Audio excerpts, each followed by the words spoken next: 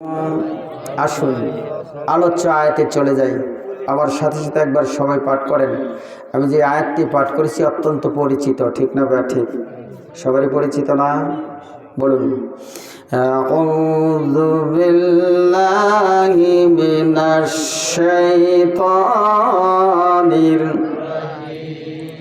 বিসমিল্লাহির রহমানির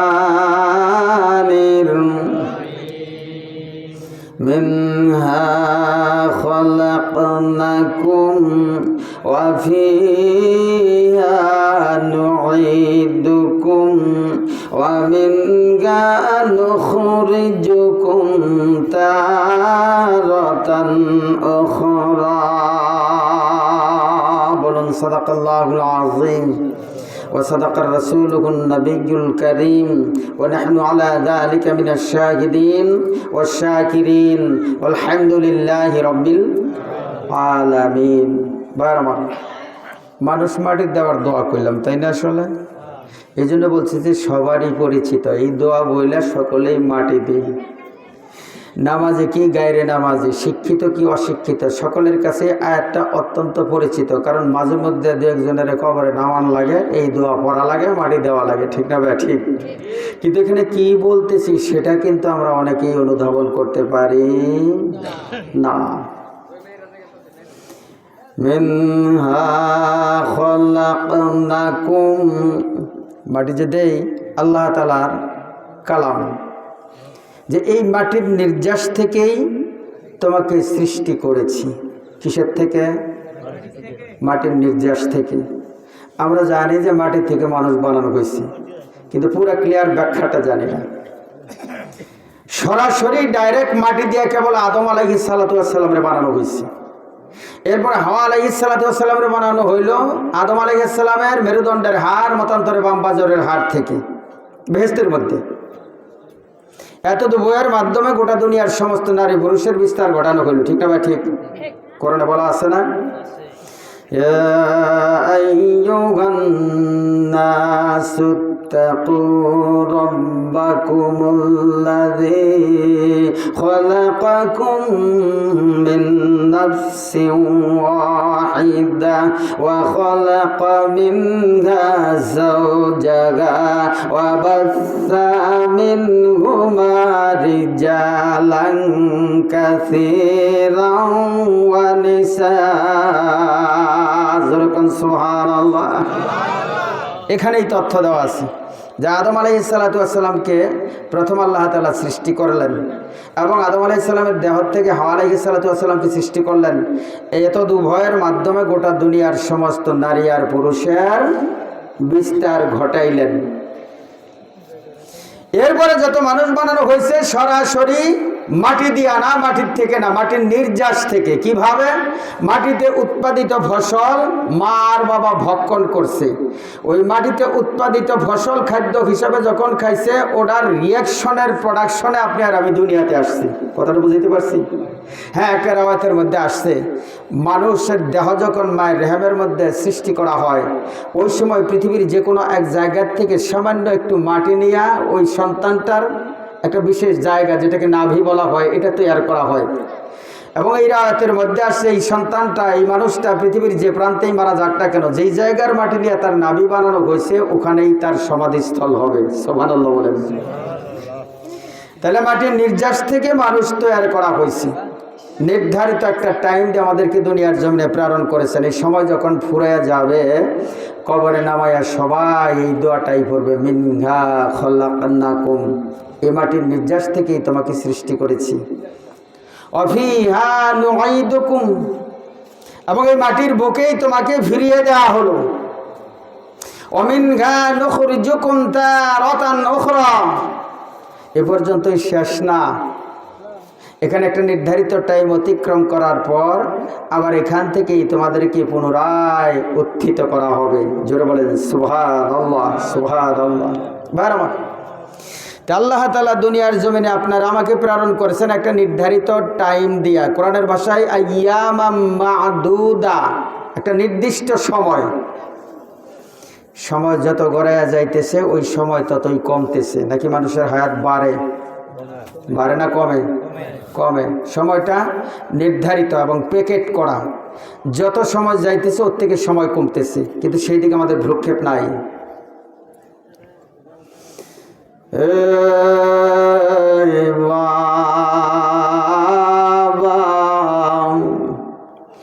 দুনিয়ার জমিনে যখন মায়ের উদর থেকে ভূমিষ্ঠ হয়ে এসেছি রে বাবা, ওই সময় থেকে ওই নির্ধারিত টাইম প্রতি মুহূর্তে শুধু কমতেছে আর কমতেছে, কমতেছে আর কমতেছে। এজন্য মানুষের হায়াত বাড়ে না, নির্ধারিত হায়াত দিনে দিনে কমে।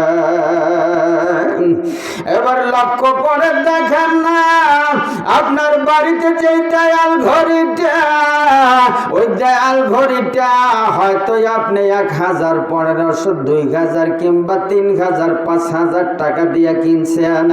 উন্নত মানের দেওয়াল ঘড়িটাই আপনার ঘরের দেয়ালের সঙ্গে লটকে রাখছেন। এটা এতই উন্নত, প্রতি ঘন্টায় ঘন্টায় কিংবা 30 মিনিট পর পর একটা করে ঢং করে আওয়াজ দেয়। আর এই আওয়াজ শোনার পর আমরা তাড়াতাড়ি কাজের প্রিপারেশন নেই রুটিন অনুযায়ী। এখনো অনেক কাজ বাকি রয়ে গেছে, এতটা বাইজা গেল, আমার কাজ শেষ হইল না, ঘড়ির কাঁটা দৌড়াচ্ছে। দেওয়াল ঘড়ির আওয়াজ শোনার পর দুনিয়ার কাজকর্মগুলা তাড়াতাড়ি সম্পাদন করার জন্য ব্যস্ত হয়ে যায়। আসলে এই শিক্ষাটা যে আমরা গ্রহণ করছি ভুলের মধ্যে থাকার কারণে, ঘড়ি আসলে আধা ঘন্টা পর পর, 1 ঘন্টা পর পর ঢং করে আওয়াজ দিয়ে কি সিগন্যাল দেয় বোঝার চেষ্টা করি নাই। চক্ষু বন্ধ করে একটু হিসাব করো না, ওই ঘড়িটা প্রতি ঘন্টায় ঘন্টায় কিংবা আধা ঘন্টা পর পর তোমার সিগন্যাল দেয়, বাড়িওয়ালা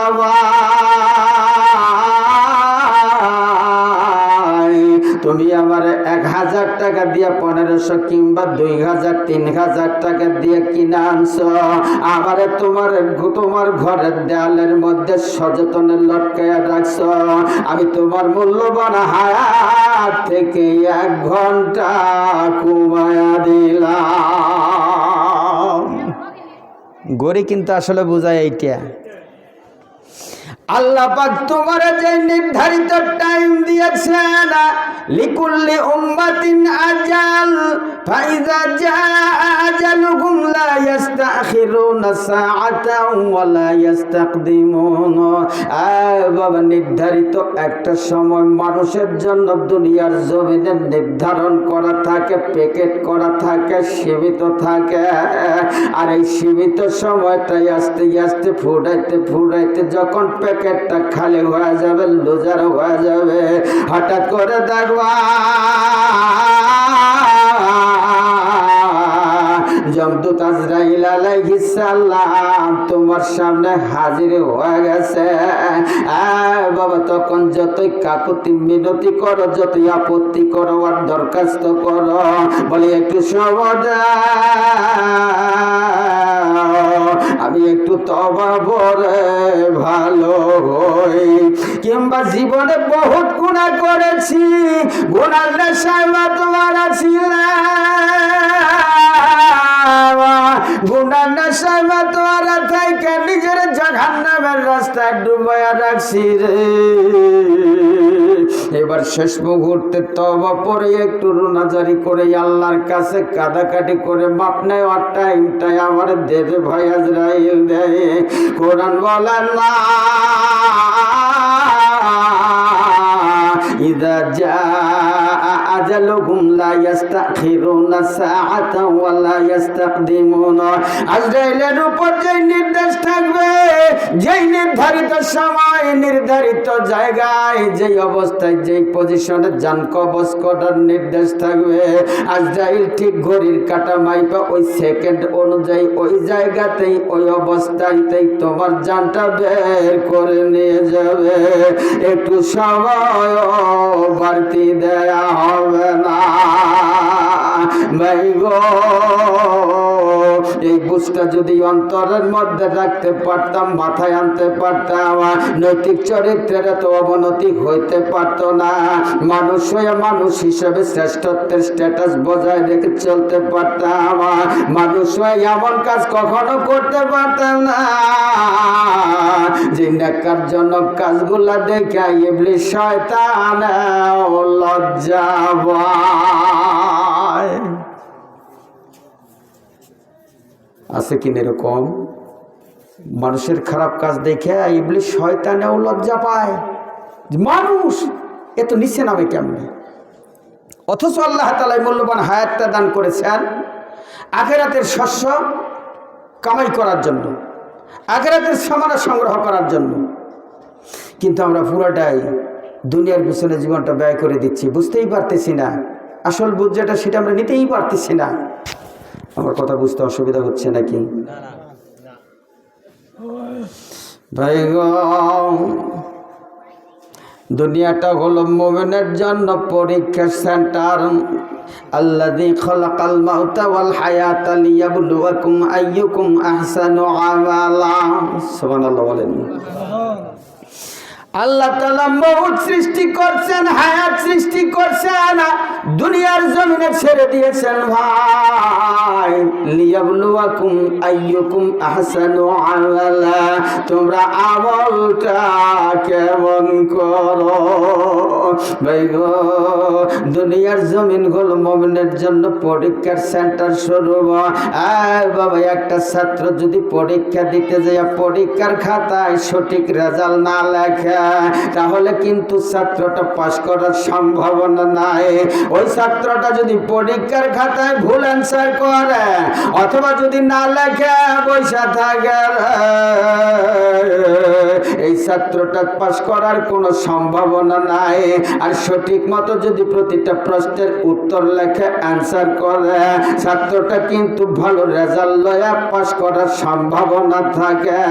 আল্লাহর নবী বলেন, দুনিয়া মাজরাআতুল আখিরাহ, দুনিয়া হলো আখিরাতের শস্য ক্ষেত্র। শস্য ক্ষেত্র দিয়া উদাহরণ দিছি আমাদেরকে সুন্দরভাবে বোঝার জন্য। বাবা, একটু মনোযোগ দিয়ে বোঝার চেষ্টা করেন। আপনি বাপের 3 বেটার 1 বেটা, বাবা, বাবার সম্পত্তি 3 ভাই সমান সমান আপনারা ভাগ বাটোয়ারা করে নিয়েছেন। এবার প্রত্যেকেই প্রতি বছর জমিনে যান, জমিনের তদারকি করেন। হাল চাষের দরকার যখন হাল চাষ করেন, জমিতে ফসল লাগানোর দরকার যখন ফসল লাগানো, বাবা সার গোবর নিড়ানি দেওয়ার দরকার যখন সার গোবর নিড়ানি লাগানো, ঠিক মতো ফসল প্রতি বছরই ঘটে ওঠে না। এখন এরকম অবস্থায় বাবা 3 বেটা, দেখা গেল 2 বেটার জমির খোঁজ খবর জমি দেখাশোনা করে, হালের দরকার হাল চাষ করছে, জমি পেকার দরকার পেক করছে, জমিতে ফসল লাগানোর দরকার ফসল লাগাইছে, জমিতে সার দেওয়ার দরকার জমিতে সার দিয়েছে, জমির যা যত্ন করার 2 বেটা করছে।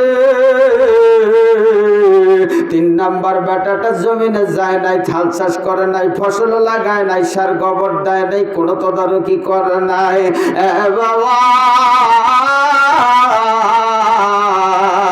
ফসল কাটার সময় যখন বাবার 2 বেটায় কামলা লয়া যখন চড়াই চলে গেছে, জমিনে চলে গেছে, ফসল তারা কাইটা বাড়িতে নিয়ে আসবে, এটাই তো স্বাভাবিক ব্যাপার। এখন 2 বেটায় যখন জমিনে যায়, আপনি চিন্তা করতেছেন আমার 2 ভাই কামলা লয়া ধান কাটার জন্য জমিনে গেল, তাহলে আমি আর বসে থেকে লাভ কি? আমাকেও যাওয়া উচিত। আপনার মায়ের পেটের 2 ভাই জমিনে গেছে, জমিনের খোঁজ খবর রাখছে, ফসল আবাদ করছে, তাই তো তারা ফসল কেটে আনবে।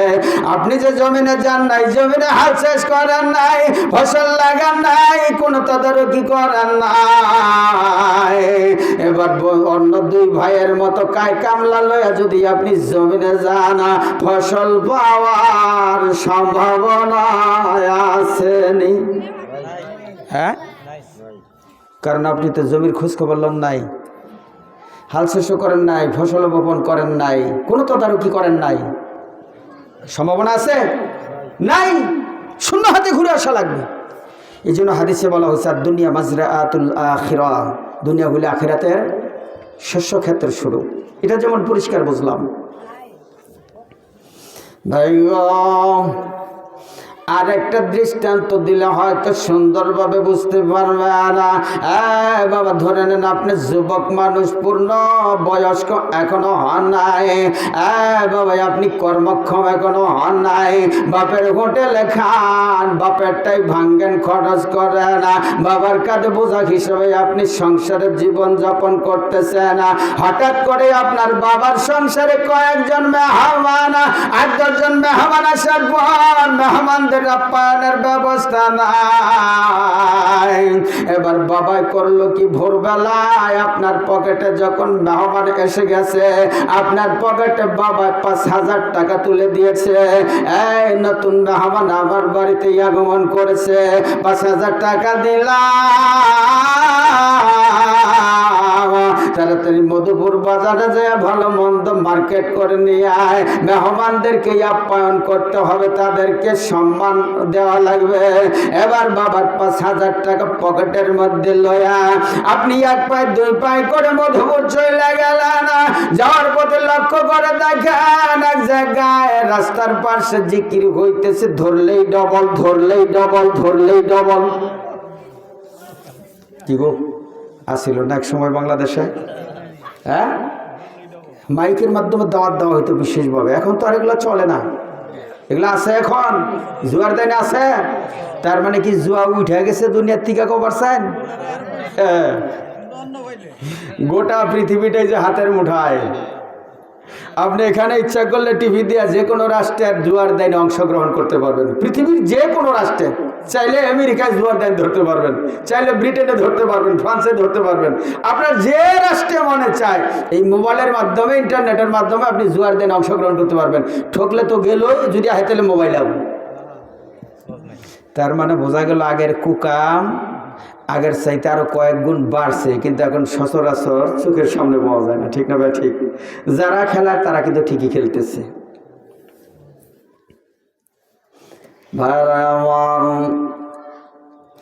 এবার লক্ষ্য করে দেখেন, যখন রাস্তার পাশেই আপনি দেখলেন জিকির হচ্ছে, ধরলেই ডবল, ধরলেই ডবল।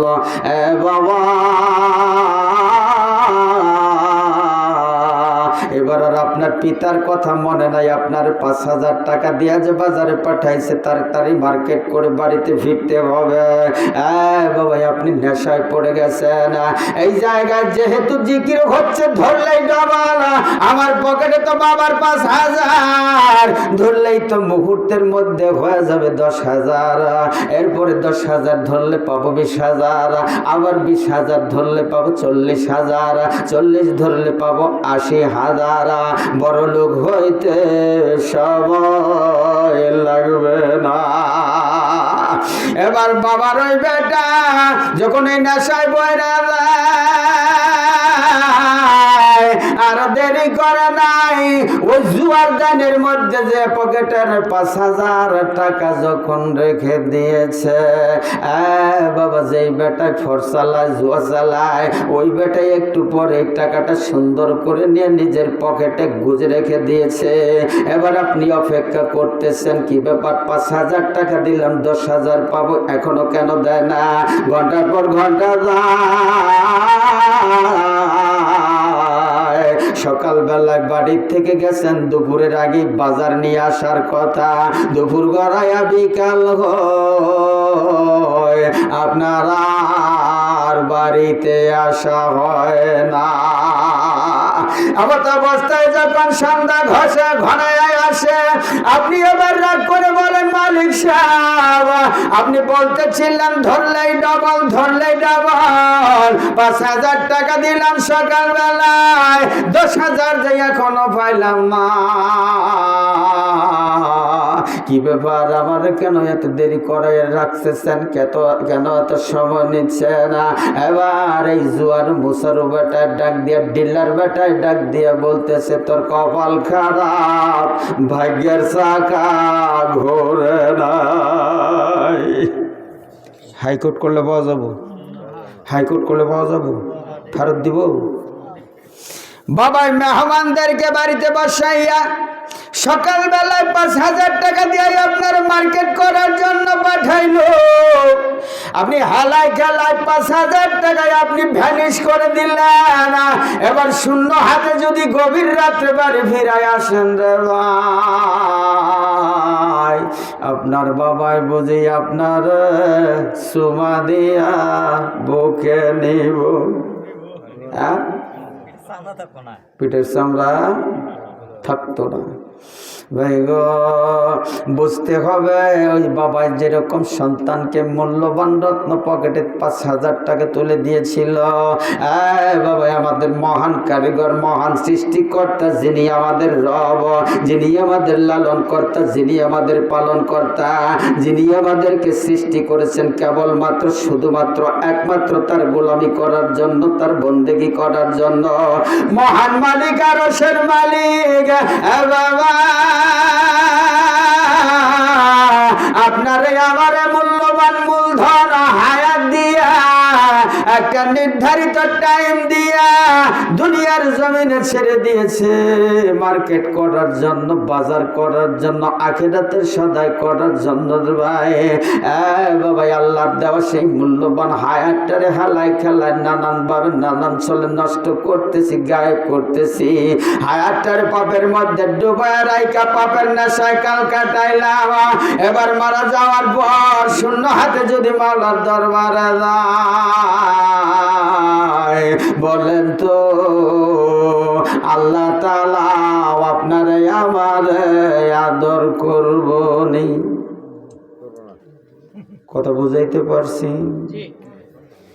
এই জন্য একটু হিসাব কিতাব করে মুসলমান, তোমার মূল্যবান হায়াতটাকে সঠিক খাতে যদি ব্যয় করতে পারি, সঠিক পথে যদি চালাইতে পারি, বাবা বড় দৌলত ইমানটাকে যদি রক্ষা করতে পারি, ইমানটাকে যদি হেফাজত করতে পারি, ইমানদার হালাতে যদি নিঃশ্বাস ত্যাগ করতে পারি, ইমানদার হালাতে যেন কবরে যদি যাইতে পারি, বাবা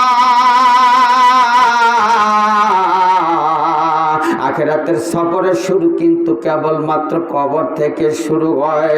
দুনিয়ার জিন্দেগিতে যে টাইমটা পাইছি এর শুরু আছে, শেষ আছে। কচু পাতার উপরে যেই পানির স্থায়িত্ব আছে, যতক্ষণ পর্যন্ত বাতাসের দোলা না দেয় কচু পাতার উপরে ওই পানির ফোঁটাটা ততক্ষণ পর্যন্ত টলটল করতে থাকে রে বাবা, ওটা পড়ে না। বাতাসে যখন দোলা খায় তখনই ফোঁটাটা পড়ে যায়।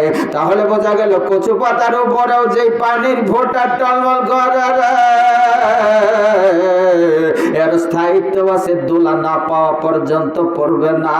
কিন্তু তোমার আমার হায়াতের কোনো স্থায়িত্ব নাই।